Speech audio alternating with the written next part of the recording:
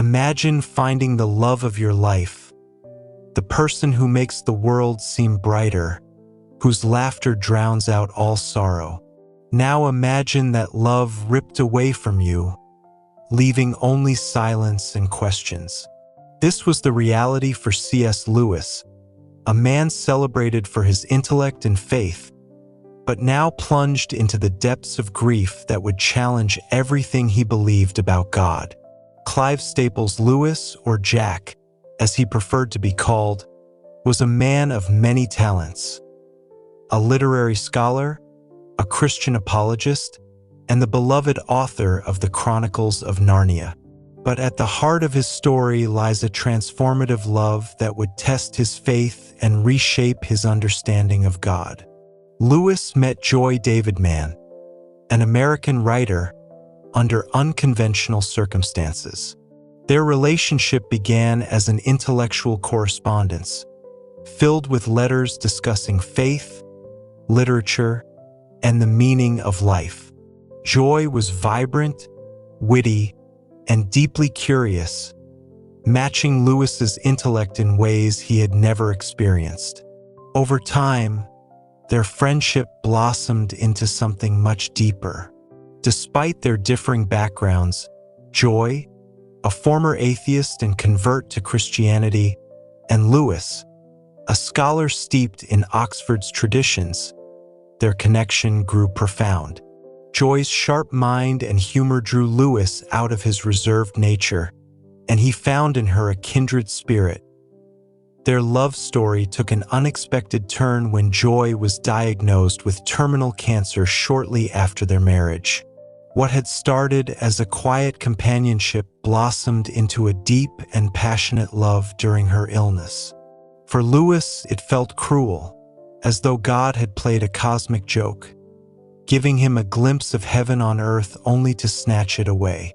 Yet even in the shadow of her diagnosis, their bond grew stronger, defying the bleakness that surrounded them.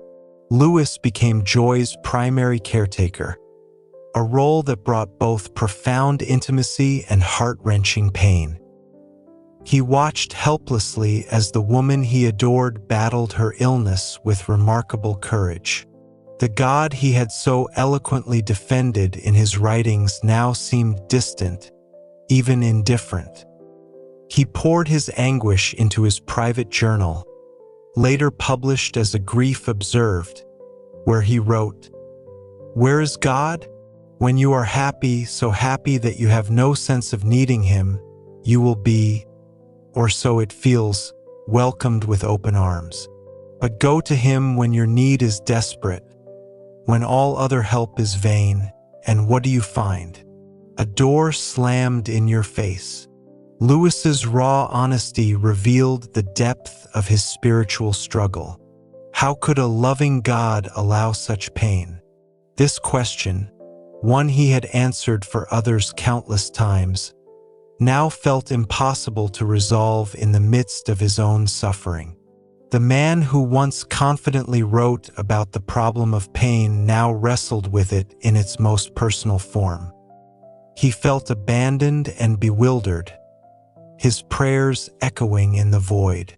Despite his doubts, Lewis's love for Joy never wavered.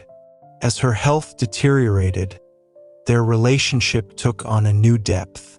Joy, though physically weakened, demonstrated an unshakable faith.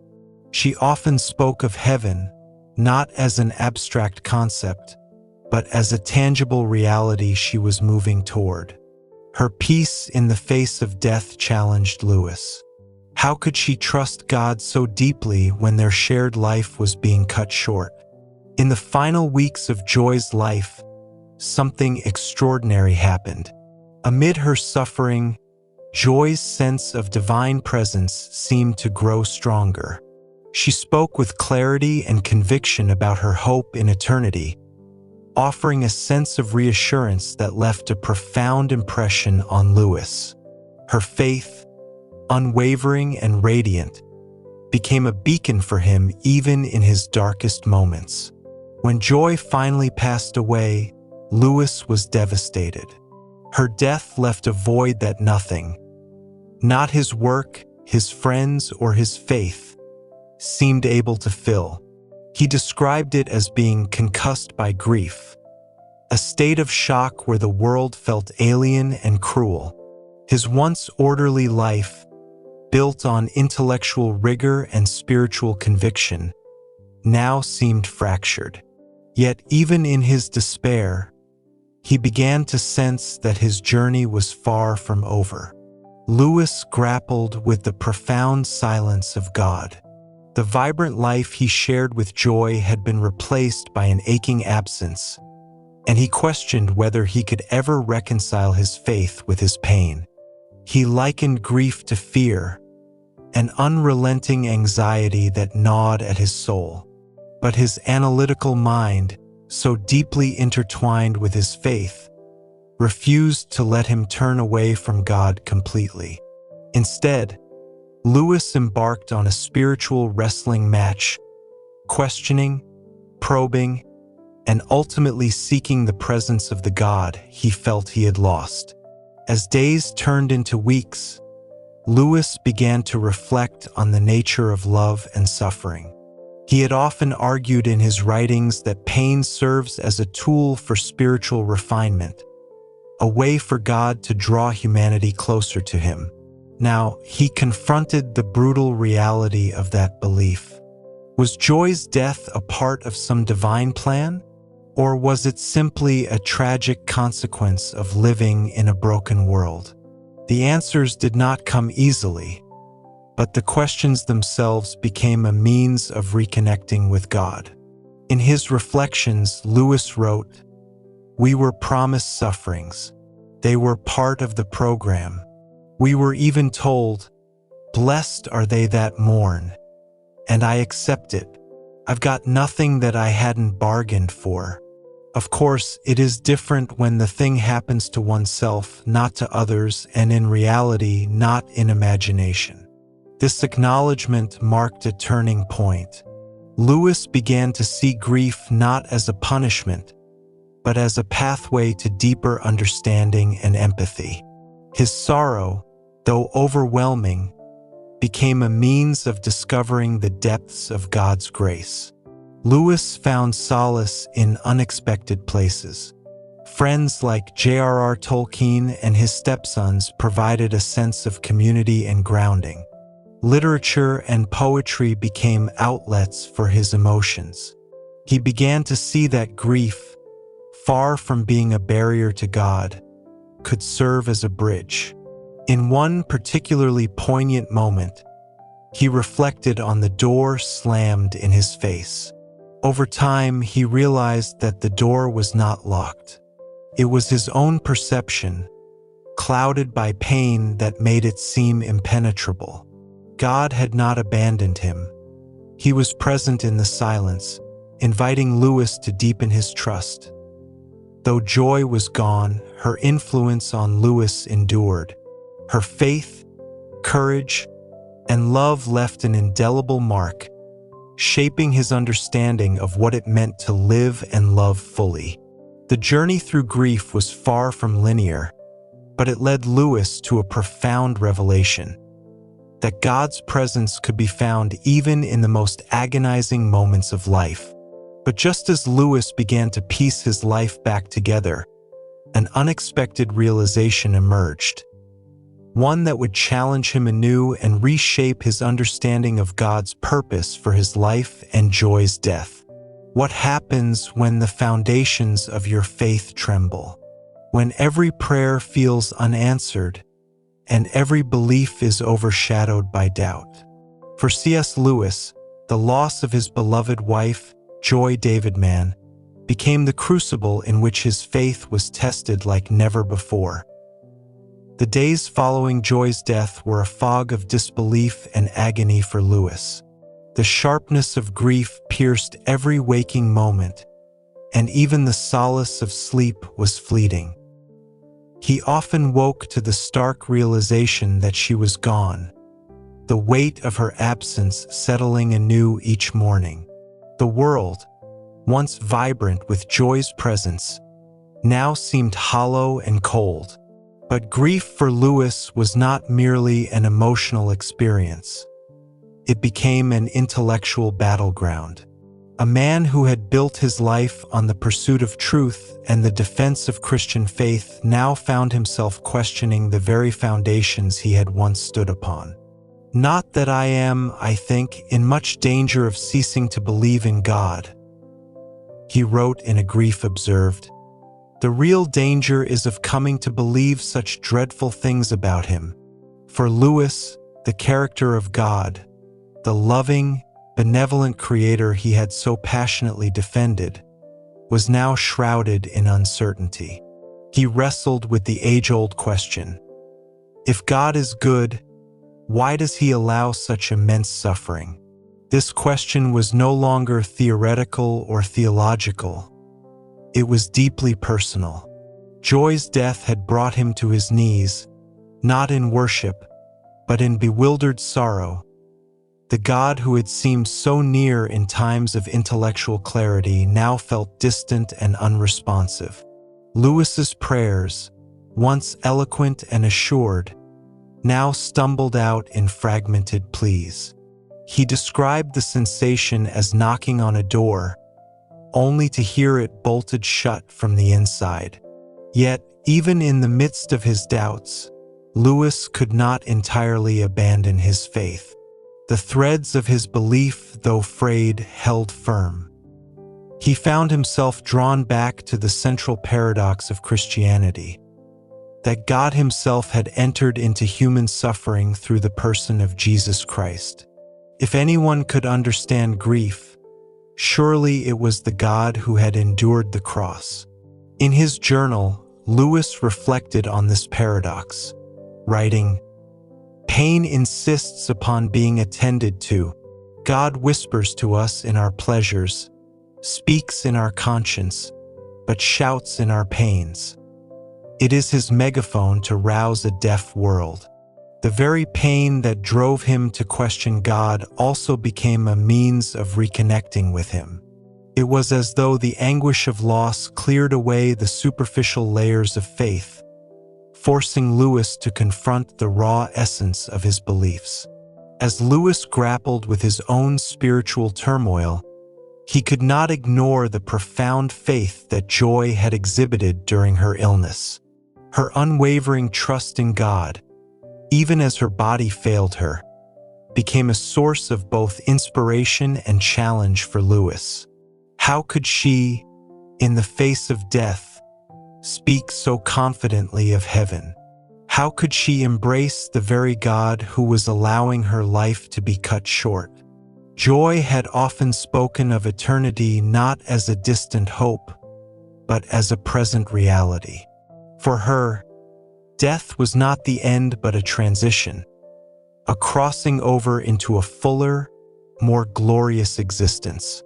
Her peace in the face of suffering planted a seed in Lewis's heart, one that would take time to grow but would eventually bear fruit. One evening, as Lewis sat alone in the quiet of his study, surrounded by the remnants of a life shared with Joy, he felt an unexpected sense of peace. It was not the absence of pain, but rather the presence of something greater. He began to realize that his grief, as all-consuming as it was, did not have the final word. Grief is like a long valley, a winding valley where any bend may reveal a totally new landscape, he later wrote. This moment marked the beginning of a shift in Lewis's perspective. Though his sorrow remained, it was accompanied by a faint but growing sense of hope. He started to see Joy's death not as an end, but as a continuation of her journey, a journey he too would one day join. In the weeks and months that followed, Lewis leaned heavily on his friends and stepsons for support. Figures like J.R.R. Tolkien provided not only companionship but also a space for Lewis to voice his struggles without fear of judgment. These relationships became lifelines, reminding him that he was not alone in his pain. Literature, too, became a source of solace. Lewis revisited the works of poets and philosophers who had grappled with grief and loss. He found particular comfort in the Psalms, where the raw honesty of lament resonated deeply with his own experiences. The words of David, crying out to God in anguish, mirrored Lewis's own cries and reminded him that doubt and faith are not mutually exclusive. As Lewis continued to wrestle with his grief, he began to rediscover the God he thought he had lost. This God was not the distant, impersonal force he had feared, but a deeply compassionate and present being who weeps with those who weep. Lewis realized that his pain did not negate God's love. Rather, it revealed the depth of it. The God who allowed suffering was also the God who entered into it, who bore it on the cross and transformed it into a pathway to redemption. In this rediscovery, Lewis found a new dimension to his faith. It was no longer the purely intellectual faith of a scholar, but a lived and tested faith that had been forged in the fires of sorrow. He wrote, "God has not been trying an experiment on my faith or love in order to find out their quality. He knew it already. It was I who didn't." The journey through grief did not erase Lewis's pain, but it transformed it. He began to see his suffering as a means of drawing closer to God, of understanding more fully the mysteries of love and loss. Joy's death, while devastating, became a doorway to deeper truths about life, faith, and eternity. By the end of this chapter in his life, Lewis was no longer the man he had been before joy entered his world. Her presence, and even her absence, had reshaped him. The grief that once threatened to destroy his faith had instead deepened it, revealing a God who is present even in the darkest valleys. The journey through grief did not erase Lewis's pain, but it transformed it. He began to see his suffering as a means of drawing closer to God, of understanding more fully the mysteries of love and loss. Joy's death, while devastating, became a doorway to deeper truths about life, faith, and eternity. But just as he began to rebuild, a haunting question lingered. Could his faith endure if tested again? As he closed his journal one night, Lewis stared at the flickering candlelight and felt the weight of an unspoken truth. His journey with grief and with God was far from over.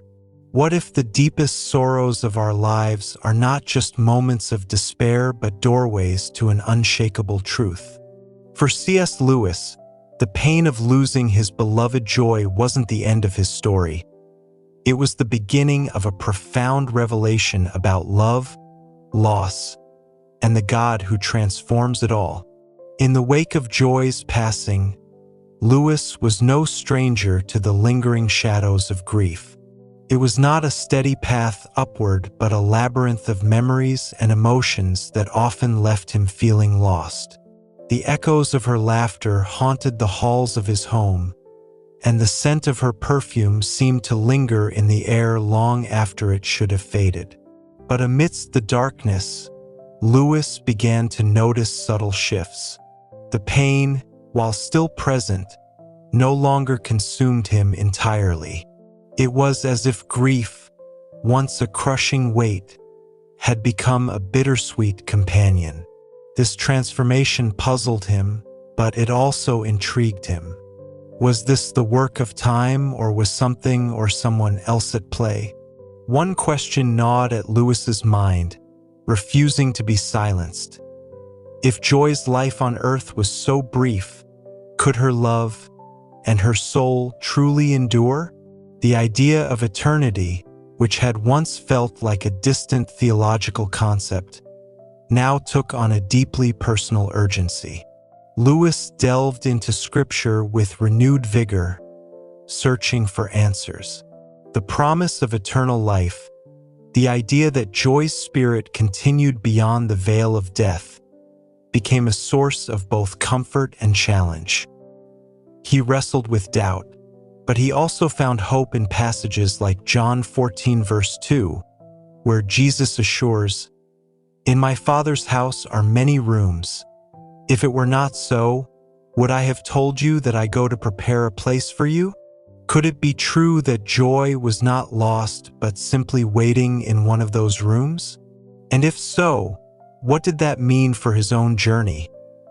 As Lewis grappled with these questions, he began to see glimpses of God's presence in the ruins of his grief. It was not a sudden, miraculous moment of revelation, but a slow and steady unveiling. In small, unexpected ways, he felt the gentle nudge of a God who was not distant but intimately involved in his pain. One evening, while walking through the woods near his home, Lewis paused to watch the sunset. The sky was ablaze with colors, a masterpiece painted by a hand greater than his own. In that moment, he felt a profound sense of peace, a reminder that beauty and goodness still existed, even in the midst of sorrow. It was as though God was whispering, "I am here. I have always been here." Joy's love had been a transformative force in Lewis's life, but her death revealed an even deeper truth. Love does not end with death. The bond they shared, though severed in the physical sense, continued to shape him in profound ways. He began to see love as a reflection of God's eternal nature, a glimpse of the divine that transcends time and space. Lewis wrote, "To love at all is to be vulnerable. Love anything, and your heart will be wrung and possibly broken.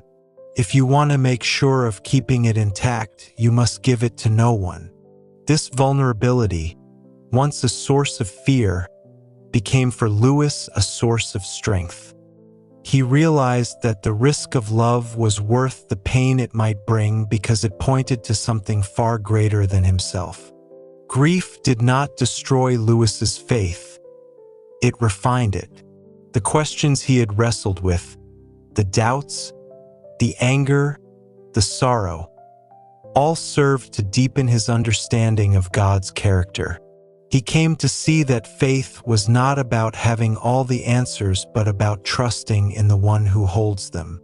In A Grief Observed, Lewis wrote, "I need Christ, not something that resembles him."